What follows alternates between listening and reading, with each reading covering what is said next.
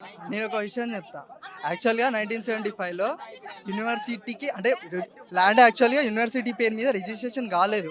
అది అప్పటి గవర్నమెంట్ తప్పు ఇది. సో, ఇప్పుడు ఏం చేయాలంటే వాళ్ళు ఏమని చెప్పిర్రు, ఇందిరాగాంధీ ఏమని చెప్పింది 1975లో ఏమున్నా అకాడమిక్ పర్పస్ యూజ్ చేసుకోవాలి. బట్ వాళ్ళు ఏం చేస్తున్నారు? డిఫారెస్టేషన్ చేస్తున్నారు. సాఫ్ట్‌వేర్ ఆల్రెడీ డెవలప్ అయి ఉంది కదా! వేరే ప్లేసెస్ చూజ్ చేసుకోవచ్చు కదా! ఇక్కడ క్లైమాటిక్ కండిషన్స్ ఎట్లా చేంజ్ అయితున్నాయి.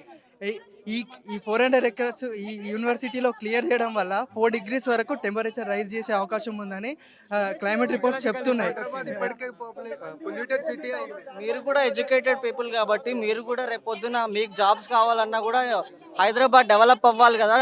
ఇలా డెవలప్ చేయకపోతే మీ అందరికీ జాబ్స్ ఇవ్వాలన్నా కూడా ప్రభుత్వం డెవలప్మెంట్ కోసం ఈ ల్యాండ్ తీసుకోవాలా? డెవలప్మెంట్ కోసం ఈ ఫారెస్ట్ ల్యాండ్ మొత్తం కూల్ చేసి తీసుకోవాలా? ఇక్కడ ఉండే జంతువులు ఏమవ్వాలి? అప్పుడు జంతువులు ఏమవ్వాలి? ఈ డెవలప్మెంట్ అంటే ఇక్కడ జింకలు పులులు సింహాలు ఏం లేవు, గుంట నక్కలు ఉన్నాయి అని కూడా రేవంత్ రెడ్డి గారిని వచ్చి చూడమనండి.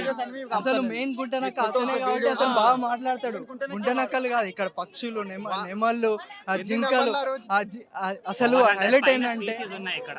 మేము స్వయంగా వీడియో తీసి సోషల్ మీడియాలో వైరల్ చేస్తుంటే ఇది ఎడిటింగ్, ఇది ఫేక్, దీన్ని నమ్మకండి. సౌండ్ ఎడిట్ చేసుకొని సౌండ్ పెట్టారు. ఎడిటింగ్ చేయడానికి ఎవరికి వస్తుంది అసలు? సౌండ్ ఎడిటింగ్ చేసి సోషల్ మీడియాలో నమ్మొద్దు అది అని అంటున్నారు. మాకేం అవసరం అంతగానం చేయడం?